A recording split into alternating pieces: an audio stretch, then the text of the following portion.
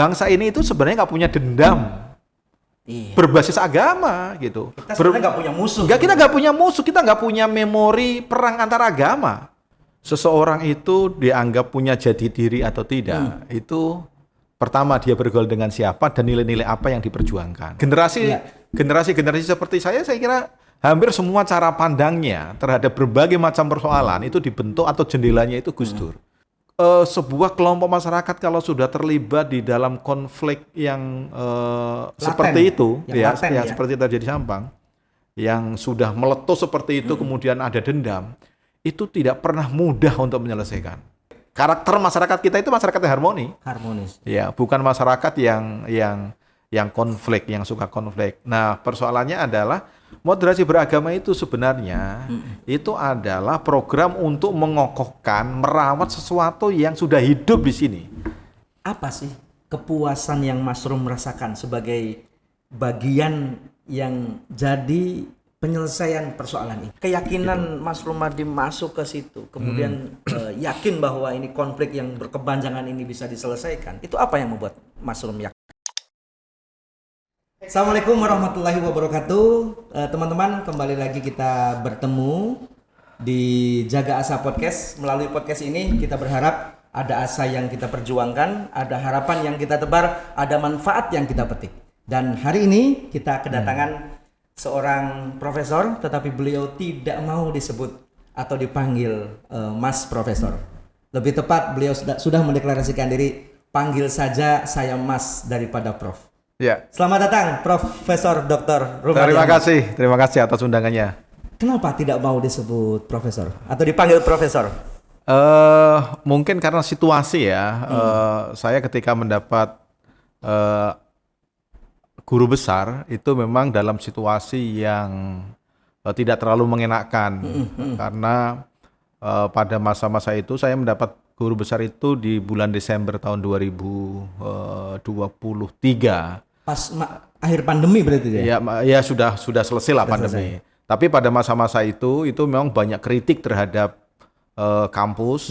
Kritiknya misalnya banyak sorotan tajam terkait dengan plagiarisme di kampus, kemudian banyak orang yang dicurigai mendapatkan gelar guru besar itu dengan cara-cara yang tidak halal gitu ya, dan lain sebagainya. Jadi pada masa-masa itu mungkin juga sampai sekarang ya, banyak orang yang sering mencibir raihan guru besar, bahkan banyak orang yang mendapatkan guru besar itu dengan cara-cara yang mungkin tidak terlalu elok gitu. Tapi kalau Mas Rumadi ini, ya saya berkarir di kampus, jadi saya mendapatkan guru besar itu ya memang tuntutan profesi. Halal berarti ya? Halal gitu, halal, sepenuhnya halal karena itu tuntutan profesi. Jadi banyak orang yang menduga profesor itu kelanjutan dari doktor. Iya. Jadi kalau S1, S2, S3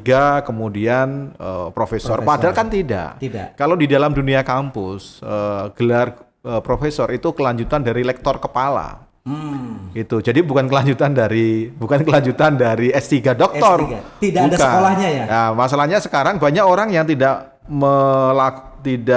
berada dalam jenjang karir di kampus, tidak dia punya lektor kepala, tiba-tiba menjadi guru besar gitu. Nah, kemudian itu menjadi cibiran masyarakat itu. Dan saya kira juga waktu yang hampir sama dengan misalnya rektor UII misalnya, dia membuat surat supaya dalam surat tidak ada gelar profesor dia, itu kan sebenarnya bagian dari kritik dan keresahan itu. Jadi saya merasa jauh lebih nyaman panggil nama saya saja, ya Mas Rumadi begitu saja. Bahkan kadang-kadang saya agak risih juga kalau misalnya di luar ketemu orang dipanggil Prof itu kayaknya nggak enak banget gitu. Saya harus ngomong itu. Kalau di kampus ya silahkan aja lah karena itu memang tuntutan profesi. Gitu. Oke, kalau begitu sah kita panggil di podcast kali ini Profesor Rumadi ini dengan panggilan Mas Rum. Ya, silakan. Saya lebih nyaman itu. Terima kasih Mas Rum. Ya. Kita ingin bahas, saya pernah baca artikel yang terkait dengan Mas Rum ini karena kiprahnya cukup banyak begitu ya. Mas Rum ini sebagai intelektual Nahdlatul Ulama, cendekiawan Muslim begitu ya, ngajar di kampus, aktivis juga, dan banyak sekali begitu. Ada satu artikel yang saya baca bahwa Mas Rum ini concern pada isu-isu minoritas. Ini ceritanya gimana sih kok bisa terjun ke situ? Ya, itu hal yang tidak pernah saya rencanakan sebelumnya. Nggak direncanakan? Saya tidak pernah merencanakan itu. Jadi itu mengalir begitu saja. Kebetulan memang circle pergaulan saya itu kebanyakan teman-teman aktivis, ya, aktivis NGO, kemudian kebetulan juga banyak yang concern dengan isu-isu keagamaan, terutama isu kebebasan beragama. Iya. Kemudian isu toleransi, pemihakan terhadap hak minoritas dan lain sebagainya. Jadi itu terbentuk mungkin karena pergaulan. Saya tidak pernah merencanakan itu semua. Jadi ya itu saya nikmati saja. Sejak awal tahun 2000-an saya sudah terjun di bidang itu. Tetapi ini juga ada resikonya, Mas Asep. Iya. Apa resikonya begini. Orang bekerja di isu-isu seperti itu kan dia sudah harus punya pemihakan. Betul. Ya, dia harus standing positionnya itu jelas. Di pihak lain, saya itu akademisi, dosen gitu. Nah, akademisi itu dia harus netral, gitu, tidak boleh memihak dan lain sebagainya sebagainya. Jadi kadang-kadang banyak orang yang mengkritik, Mas Romandi ini dosen atau aktivis gitu. Ya, saya bilang sih dua-duanya. Tapi ya kadang-kadang bagi sebagian teman dosen, namanya dosen, namanya akademisi itu tidak boleh punya standing position di awal itu. Ada sehingga keberpihakan begitu ya. Dan dianggap cara melihatnya jadi bias dan lain sebagainya. Nah, kalau saya kan enggak. Saya dalam isu-isu seperti itu standing position saya jelas. Saya berdiri di pihak mana, kemudian bagaimana saya menerjemahkan itu dengan kerangka-kerangka akademik gitu. Jadi ya resikonya biasa aja lah saya kira itu. Dan sampai hari ini mulus-mulus saja. Sampai hari ini saya masih bisa menyeimbangkan dua dunia itu ya, dunia aktivisme dan dunia akademisi. Menariknya apa sih Mas itu? Terjun untuk membela minoritas. Bagi saya pertama begini, dengan melakukan pemihakan itu orang kan gini ya, seseorang itu dianggap punya jati diri atau tidak, itu pertama dia bergaul dengan siapa dan nilai-nilai apa yang diperjuangkan. Gitu. Nah, kebetulan saya salah satu hal yang membentuk cara saya berpikir itu orang seperti Gus Dur, ya, Abdurrahman Wahid, generasi seperti saya kira hampir semua cara pandangnya terhadap berbagai macam persoalan itu dibentuk atau jendelanya itu Gus Dur. Gitu. Jadi mungkin karena Gus Dur juga sehingga orang seperti saya dan mungkin generasi-generasi NU seusia dengan saya itu banyak bergelut di isu-isu tentang hak asasi manusia, pemihakan terhadap minoritas dan lain sebagainya. Ya meskipun kadang-kadang ada perubahan-perubahan sikap, ada perubahan cara pandang karena perubahan situasi, perubahan di mana kita hidup, itu juga kadang merubah cara berpikir kita. Tapi paling tidak dengan menekuni isu itu, saya semakin tahu bagaimana sebenarnya pergulatan masyarakat yang paling bawah, terutama kadang-kadang saya bisa merasakan begini ya rasanya kalau orang itu didiskriminasi. Misalnya meskipun secara sosial saya sebenarnya orang yang sangat diuntungkan dengan situasi. Saya Muslim, ya saya nggak mungkin didiskriminasi di negara ini. Saya NU gitu. Jadi saya nggak pernah punya pengalaman didiskriminasi.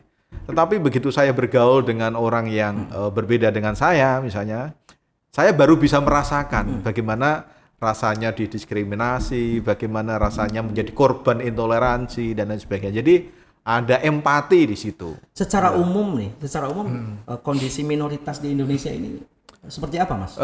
Sekarang saya kira situasinya sudah jauh lebih baik lah ya. Sudah jauh lebih baik. Kebijakan-kebijakan pemerintah terhadap kelompok minoritas sekarang situasinya sudah jauh lebih baik. Ya meskipun tentu masih ada kekurangan-kekurangan ya. Misalnya bagaimana kebijakan pemerintah terhadap penghayat kepercayaan misalnya. Yang dulu zaman Orde Baru itu kan ada situasi yang tidak mengenakkan bagi mereka. kemudian situasi terdiskriminasi, bahkan misalnya komunitas Tionghoa misalnya itu juga tidak bisa merayakan, tidak bisa mengekspresikan kebudayaannya gitu. Sekarang situasinya sudah jauh lebih baik ya, meskipun ya kekurangan di sana sini pasti ada lah. Gitu. Kalau terkait dengan pengalaman, Mas, kira-kira apa pengalaman yang mungkin bisa diceritakan kepada teman-teman yang menyaksikan podcast ini, yang paling menarik atau yang mungkin bisa dijadikan pelajaran untuk kita bersama? Ya, salah satu yang menurut saya dan ini mengesankan sekali bagi saya adalah ketika saya sudah mulai bekerja di KSP. Ya, yang latar belakang saya ini dalam isu-isu keagamaan itu aktivis. Saya lama di Wahid Institute sebelum menjadi Wahid Foundation, isunya juga sama. Kemudian saya menjadi ketua Lakpesdam PBNU. Ya. Itu periode kapan itu, Mas? Ya, saya menjadi ketua Lakpesdam PBNU itu 2015 sampai 2021. Jadi ketika saya masuk di KSP tahun 2020, itu saya masih ketua Lakpesdam PBNU. Nah dulu ketika saya belum di KSP, isu-isu yang saya perjuangkan ini ya misalnya pendampingan terhadap orang-orang yang menjadi korban konflik keagamaan. Gitu. Nah salah satu yang saya dampingi itu korban konflik keagamaan di Sampang, di Madura. Ya. Peristiwanya berdarah-darah sampai ada yang meninggal, terjadi di tahun 2005, kemudian bereskalasi lagi di tahun 2012, itu bereskalasi. Dan itu peristiwa itu memang itu bukan satu-satunya ya, di tempat lain juga ada konflik yang terkait dengan kelompok keagamaan, tapi ini kelompok yang ketika saya di Wahid Institute saya mendampingi itu, ketika saya di Lakpesdam saya juga mendampingi itu, tetapi penetrasi saya untuk bisa masuk ke dalam jantung persoalan yang paling inti itu ketika saya di KSP.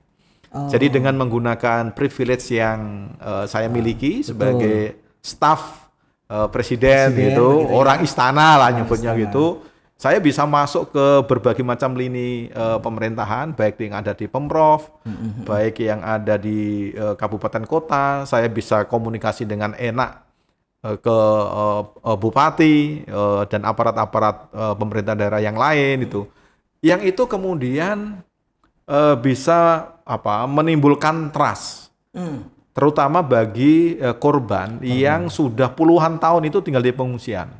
Jadi orang Sampang Madura, tetapi dia dalam waktu yang cukup lama, mulai tahun 2012 itu dia diungsikan di Sidoarjo.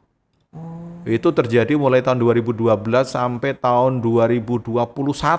Jadi kehadiran Mas Rumadi itu membawa angin segar. Alhamdulillah saya jadi bisa komunikasi dengan aparat pemerintah daerah, saya bisa komunikasi dengan korban, saya bisa komunikasi dengan enak para pendamping, dan juga yang lain-lain. Jadi dengan itu saya bisa menjembatani semua kepentingan-kepentingan dan keinginan-keinginan yang ada di situ. Itu sebenarnya apa sih, Mas, yang menyebabkan konflik itu berkepanjangan kemudian tidak diketemukan solusinya? Kalau latar belakangnya sih macam-macam lah. Ada yang dulu, ini hanya persoalan keluarga, ada juga, ini soal perempuan segala macam. Tapi di balik itu kan ada persoalan yang terkait dengan aliran keagamaan. Ini pengikut Syiah lah zaman dulu, dengan Syiah di Madura.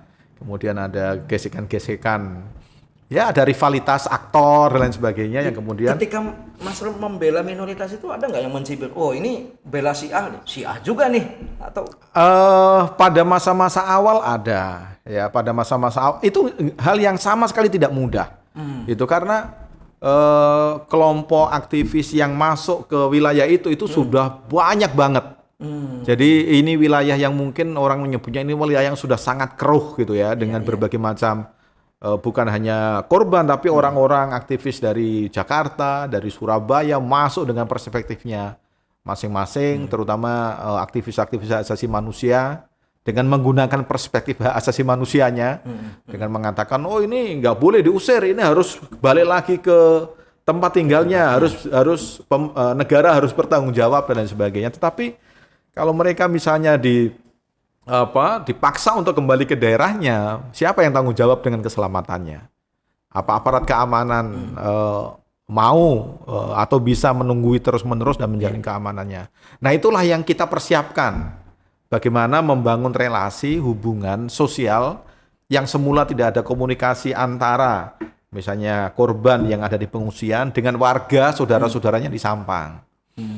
Nah, itu yang kemudian kita buat jembatan untuk mereka bertemu supaya bisa komunikasi. Dengan apa? Misalnya saya beruntung punya teman-teman di Lakpesdam yang juga punya perspektif bagaimana melakukan resolusi konflik. Jadi misalnya dibuat ada program PTSL misalnya ya. Apa itu? PTSL itu pengukuran apa? Saya lupa singkatannya. Itu untuk sertifikasi tanah. Oh. Jadi orang-orang yang di pengungsian ini, bagaimana supaya lahan yang ada di Sampang itu dipastikan masih tetap milik mereka. Nah, kemudian dilakukan program pengukuran lahan, sertifikasi. Jadi kalau ketika pengukuran ini kan mau tidak mau warga yang ada di pengungsian ini bisa ketemu, bisa pulang sebentar, tegur sapa dengan. Nah itu pasti kan ada resistensi. Itu bagaimana Mas? Ya hanya sebentar aja. Mereka ketemu sudah begitu balik lagi. Kemudian dibuat program lagi, misalnya program nikah itu yang untuk orang-orang yang belum punya sertifikat nikah, yang belum punya akte nikah, itu dibuat program di pengadilan agama, mereka dibawa ke sana. Tujuannya sebenarnya bukan soal memperbarui nikahnya itu supaya dia punya akte, bukan semata-mata itu, tapi supaya mereka bisa ketemu dengan saudaranya. Dari situ kadang-kadang dibuat acara yang memungkinkan mereka bisa saling berkunjung. Misalnya ada saudaranya punya hajat yang di Sampang, bagaimana supaya yang di pengungsian itu bisa datang ke situ. Itu nggak mudah, Mas. Jadi misalnya ada satu peristiwa begini, ini yang menurut saya sangat memilukan pada waktu itu. Ada warga pengungsi yang meninggal, gitu. Itu mau dimakamkan di mana itu? Ada penolakan. Begitu jenazahnya itu dibawa ke Madura, itu karena belum ada pembicaraan ini, warga Sampang menolak. Waktu itu, akhirnya apa? Jenazahnya dibawa balik lagi. Kemudian dimakamkan di sebuah tempat. Nah dari situ kami belajar. Ini harus ada komitmen bersama dari masing-masing dan harus ada yang menjembatani. Waktu itu sampai waktu itu Kiai Ma'ruf Amin, beliau belum posisi wakil presiden tapi ketua umum MUI, itu sampai kami fasilitasi sebuah acara di Surabaya supaya tokoh-tokoh agama itu bisa kumpul membuat solusi. Kalau ada yang seperti ini gimana? Kalau orang sudah meninggal, masa nggak boleh sih dimakamkan di kampungnya gitu. Nah kemudian disepakati kalau sudah meninggal boleh dimakamkan di kampung halamannya di Sampang. Untuk urusan-urusan yang begitu itu, ya mungkin orang menganggap itu sesuatu yang mudah diselesaikan. Tapi kalau kita melihat pelajaran dari satu tempat ini saja, sebuah kelompok masyarakat kalau sudah terlibat di dalam konflik yang seperti itu, seperti terjadi di Sampang, yang sudah meletus seperti itu, kemudian ada dendam, itu tidak pernah mudah untuk menyelesaikan. Jadi makanya kalau ada ada gium lebih baik mencegah daripada mengobati. Itu benar. Jadi lebih baik kalau ada potensi-potensi konflik itu dikanalisasi, jangan sampai menjadi letusan konflik, apalagi kemudian sampai ada yang terbunuh dan lain sebagainya. Dan itu kalau sudah meletus seperti itu membutuhkan waktu lama untuk merekonsiliasi itu. Keyakinan Mas Rumadi masuk ke situ, kemudian yakin bahwa ini konflik yang berkepanjangan ini bisa diselesaikan. Itu apa yang membuat Mas Rum yakin? Saya yakin karena ada salah seorang teman saya, dia kebetulan ini polisi di Sampang, yang dia itu mendapatkan tugas untuk mendampingi, menjadi pendamping atau menjadi Babinsa mungkin ya.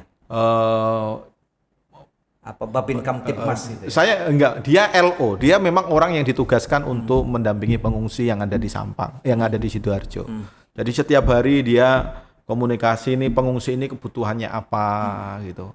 Ini mereka sakit butuh berobat kemana. Itu ada yang mendampingi. Orang ini teman saya ini itu juga sebenarnya sempat putus asa dia. Ini begini terus ini mau sampai kapan gitu.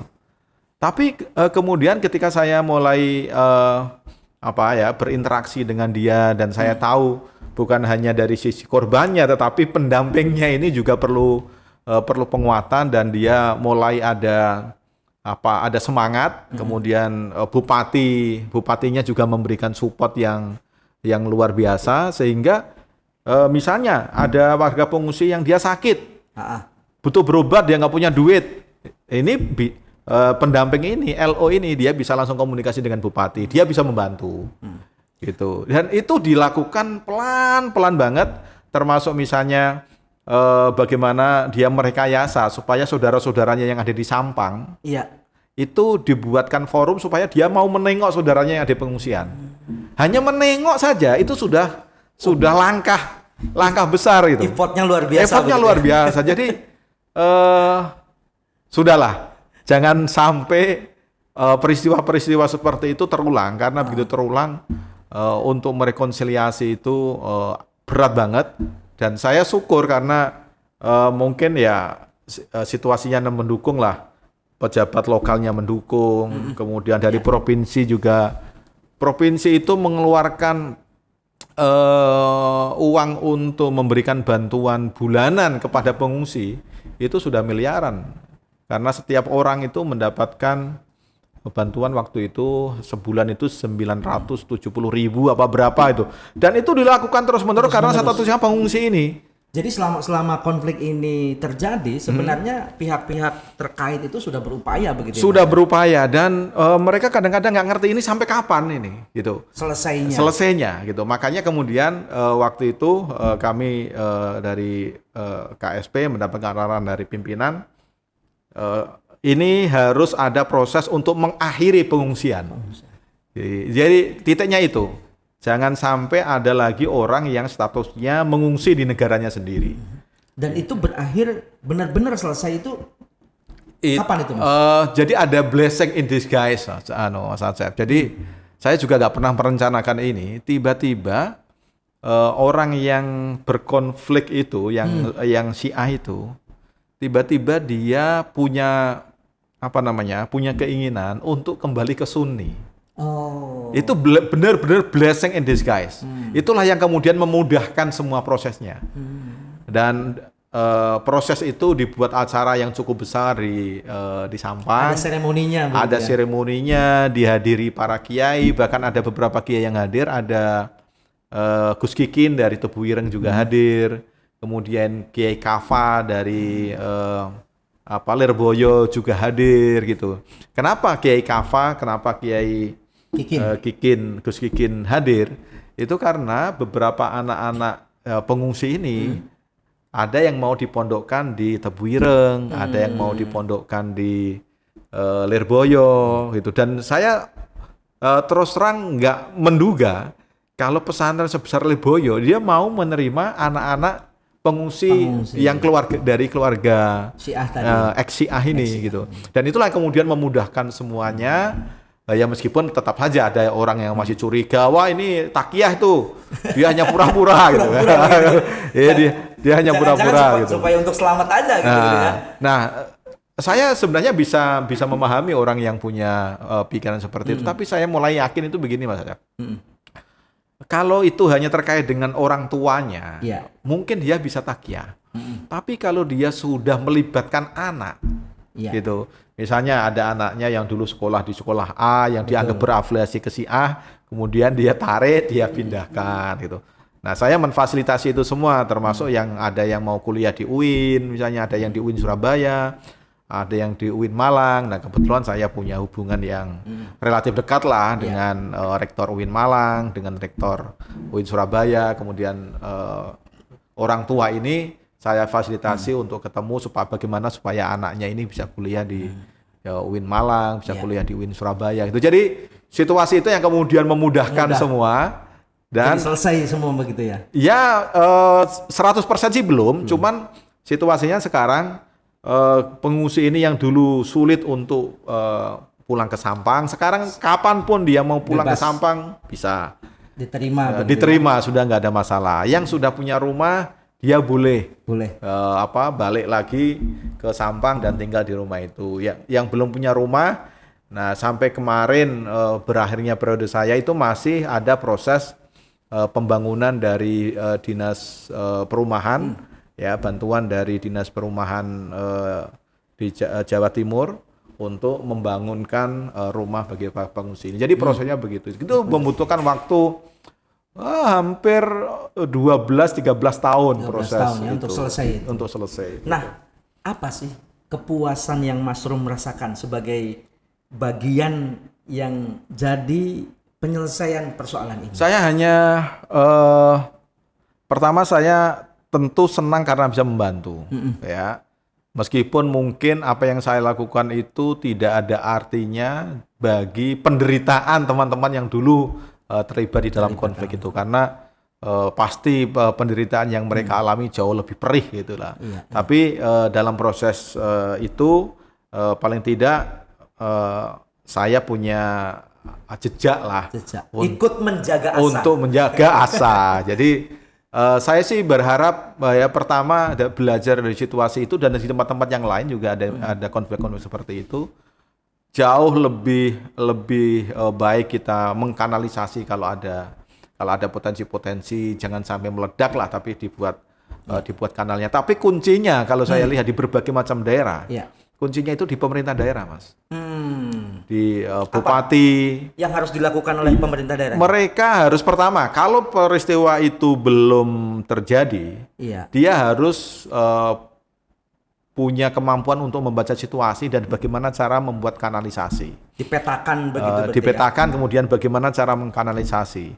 Ada pelajaran yang baik. Saya pernah menerbitkan buku di Lakmusdam, judulnya itu Ruang untuk yang Kecil dan Berbeda. Itu salah satunya adalah cerita mengenai satu kabupaten di Jawa Timur, di Bondowoso, yang juga ada konstelasi persoalan keagamaan yang mirip dengan Sampang. Itu. Tetapi kebetulan bupatinya sekarang menjadi Waketum PBNU, Lora Amin Said Husni, dulu itu bupati di Bondowoso. Dan dia berhasil untuk mengkanalisasi berbagai macam ketegangan-ketegangan itu. Sama soal Syiah juga gitu. Dan dari keberhasilan dia itu kemudian peristiwa itu tidak sampai meledak. Tidak seperti yang di Sampang. Tidak seperti yang ada di Sampang gitu. Itu mungkin nanti bisa dibaca di buku Ruang untuk yang Kecil dan Berbeda. Itu salah satu pengalaman yang ada di Bondowoso. Jadi pimpinan daerah itu harus pinter untuk mendeteksi situasi dan mencari kanal-kanal penyelesaian. Selain pemerintah daerah, adakah misalnya mungkin regulasi soal hukum yang perlu? Ya, regulasi memang perlu ya, itu satu hal ya. Regulasi itu tentu kita membutuhkan regulasi yang baik, tetapi hal yang jauh lebih penting adalah orang-orang yang berada di balik regulasi itu. Itu manusianya. Itu regulasi sebaik apapun, tetapi kalau manusia yang melaksanakan regulasi itu nggak punya perspektif yang baik tentang bagaimana membangun kehidupan yang harmoni, bagaimana menjaga perbedaan, bagaimana memanage ketegangan-ketegangan sosial dan lain sebagainya gitu. Itu berbahaya ke depan. Tapi sih ya terlepas dari konflik-konflik yang pernah terjadi itu entah di Jawa Timur, entah itu di NTB, entah itu di Tasikmalaya, dan lain sebagainya, saya masih tetap punya keyakinan bahwa pada dasarnya masyarakat kita itu sebenarnya masyarakat yang toleran. Gitu. Bukan masyarakat yang suka konflik. Karakter masyarakat kita itu masyarakat yang harmonis. Ya, bukan masyarakat yang konflik, yang suka konflik. Nah, persoalannya adalah kadang-kadang kita lupa bahwa yang namanya harmoni, kehidupan rukun, toleran, moderat, itu seolah-olah turun dari langit. Padahal bukan. Itu sesuatu yang harus terus-menerus kita kreasi, kita jaga, ya. Bagaimana supaya kultur masyarakat yang suka harmoni, toleran, moderat itu terus-menerus hidup. Itu. Dan kita sudah punya modal sebenarnya Indonesia itu. Iya, kita punya modal yang luar biasa lah. Soal modal kesejarahan, misalnya soal bagaimana penyebaran agama di Indonesia ini kan bukan disebarkan dengan perang, bukan disebarkan dengan mengalirkan darah.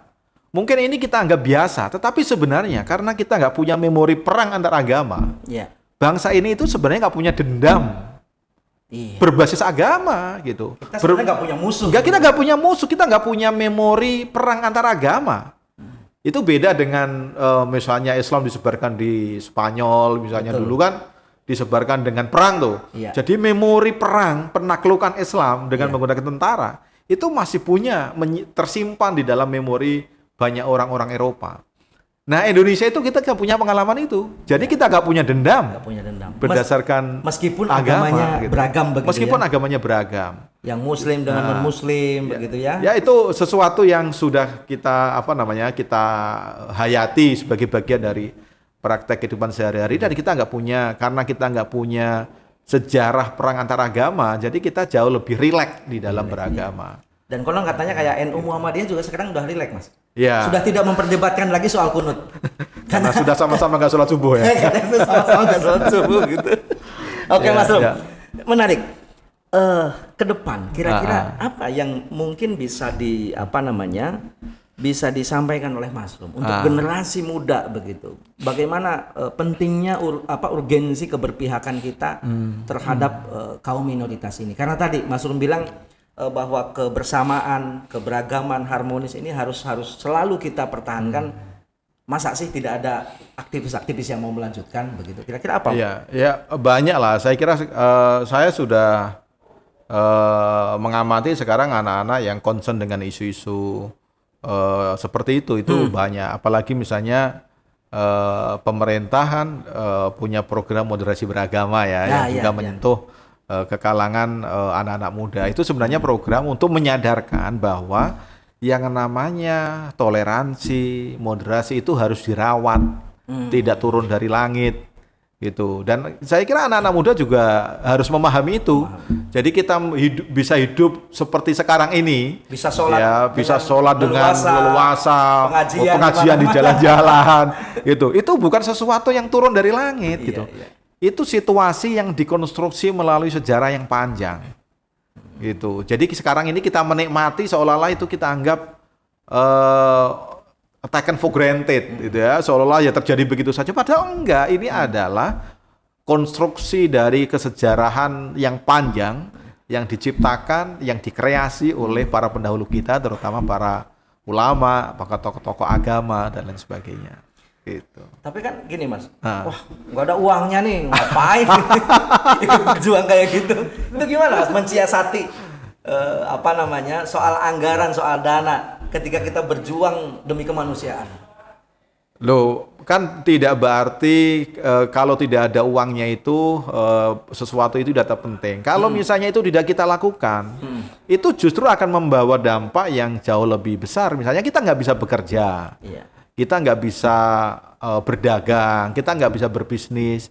Bahkan kalau ada konflik-konflik, ada ketegangan, itu kan kalau ada orang mau investasi ke Indonesia, itu pasti dihitung resikonya. Karena kalau ada keributan itu. Dan kalau itu, berarti kan penciptaan lapangan kerja menjadi terhambat gitu. Jadi investor itu membutuhkan stabilitas, bukan hanya politik, tetapi juga stabilitas sosial. Nah, salah satu hal penting stabilitas sosial itu adalah bagaimana kita bisa menciptakan situasi yang harmoni di antara berbagai macam unsur-unsur masyarakat yang berbeda. Nah, kalau kehidupan seperti itu terjadi, kemudian ditopang misalnya soal kepastian hukum dan sebagainya, ditambah itu kan orang yang mau berinvestasi di Indonesia itu bisa tenang, nyaman. Dan itu kan artinya bisa mendatangkan uang gitu. Ada lapangan pekerjaan. Jadi jangan membayangkan ada uang itu kalau kita ikut program moderasi beragama kemudian dapat duit, jangan itu. Dapat proyek langsung begitu Jangan begitu. Itu cara pandang yang semuanya harus diukur dengan uang, harus kontan, harus cash. Itu bukan cara berpikir yang benar gitu. Tidak semuanya harus selalu diukur dengan uang. Tidak semuanya harus diukur dengan uang dalam pengertian yang kontan cash, gitu ya. misalnya ikut acara ada honornya, jangan begitulah. Itu terlalu menyederhanakan persoalan itu. Nah, pandangan Mas Rumi, kira-kira untuk tadi soal moderasi beragama, apakah ada yang ngomong bahwa wah itu baru sebatas jargon nih, belum mengakar? Kira-kira apa yang Gini Mas, moderasi beragama itu kan bukan sesuatu yang baru ya. Iya. Bukan sesuatu yang dari luar barang asing kemudian kita masukkan ke Indonesia.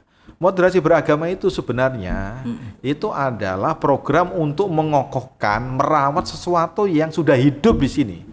Itu. Kenapa itu perlu dirawat? Karena tadi itu kadang-kadang karena kita merasa bahwa kehidupan harmoni itu sesuatu yang taken for granted, terjadi begitu saja.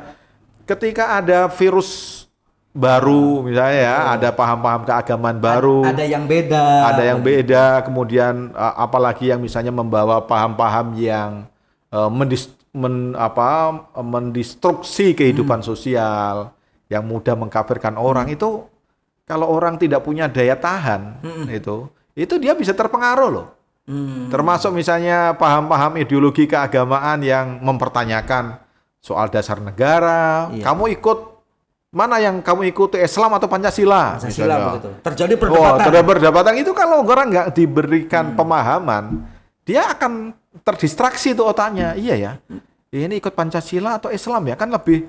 Kalau Islam kan dari Tuhan, Pancasila kan buatan manusia. Melihatnya hitam putih ya. Melihatnya hitam putih, ya udah kalau begitu ikut Islam saja. Tanpa Pancasila nggak perlu, ini buatan manusia. Diabaikan. Itu yang kemudian digiring orang mempertanyakan elemen-elemen yang menjadi common platform kita dalam bernegara. Nah, itu kalau orang tidak diberi pemahaman kan gampang terpengaruh. Gitu. Ibaratnya saya sering menggunakan ilustrasi ini. Orang kalau tidak punya daya tahan dalam tubuhnya, kalau ada penyakit itu pasti mudah menyerang dia. Tapi kalau dalam tubuhnya itu ada daya imun, misalnya dikasih imunisasi. Dulu waktu kita COVID itu kan dikasih vaksin. Ya, kita berapa kali tuh vaksin supaya apa? Supaya diri kita itu imun gitu. Imunnya kuat. Betul. Imunnya kuat, sama dengan moderasi itu, Mas. Jadi moderasi beragama itu sebenarnya adalah memberikan daya imun kepada masyarakat kita, kepada pemuda-pemuda kita, supaya apa? Supaya kalau ada virus-virus yang mempertanyakan praktek keberagaman kita, mempertanyakan soal eksistensi negara Indonesia, mempertanyakan soal Pancasila, itu punya daya imun dia. Paling tidak dia bisa menjawab, dia bisa menjelaskan, dan dengan begitu dia tidak mudah dipengaruhi oleh paham-paham ideologi yang tidak kompatibel dengan kehidupan Islam di Indonesia. Selain tidak mudah dipengaruhi, juga tidak mudah terprovokasi. Tidak mudah provokasi, benar itu. Itu tujuannya kan itu, moderasi beragama itu sebenarnya stressingnya di situ. Jadi merawat, memberikan daya imun kepada masyarakat supaya harmoni segala macam yang tadi saya ceritakan itu tetap terjaga.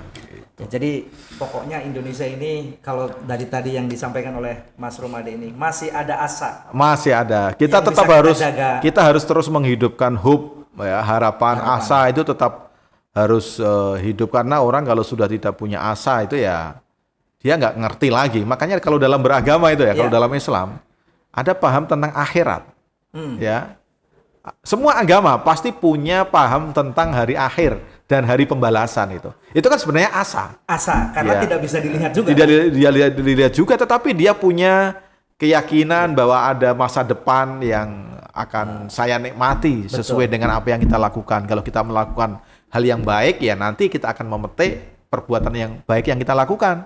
Kalau kita melakukan hal buruk, ya nanti keburukan itu juga akan kita petik. Gitu. Dalam agama kan begitu. Makanya menghidupkan asa itu sesuatu yang sangat penting. Bahkan kalau dalam tasawuf itu kan harus diseimbangkan antara khauf dan roja, gitu ya. ini berat itu ya. Kalau sudah ngomong tasawuf ini berat ini, Mas. Ya, antara roja itu adalah harapan, roja itu adalah asa. Itu tetap harus. Jadi bukan hanya ketakutan, kekhawatiran itu khauf gitu ya. Tapi kita juga harus punya menyeimbangkan diri dengan roja. Harapan, kasih sayang Allah dan lain sebagainya, itu roja gitu. Ya, luar biasa sekali. Tepuk tangan dong. Ini perlu bayaran kalau tepuk tangan ini. Diskusinya luar biasa menarik. Jadi teman-teman, dari yang tadi kita bincangkan, saya yakin ada asa yang bisa kita pertahankan. Kita bisa menjaga asa bersama-sama. Kaum minoritas jangan berkecil hati, masih ada orang-orang baik seperti Mas Rumadi, Prof Rumadi nih. Bukan hanya saya, banyak orang-orang Indonesia juga Dan banyak baik. aktivis yang lainnya. Dan kepada anak muda, mari kita bersama-sama menjaga asa dengan kerukunan bersama-sama. Terima kasih Mas Rom. Oke, sama-sama. Atas kehadirannya. Makasih. Sampai jumpa di podcast selanjutnya. Assalamualaikum warahmatullahi wabarakatuh.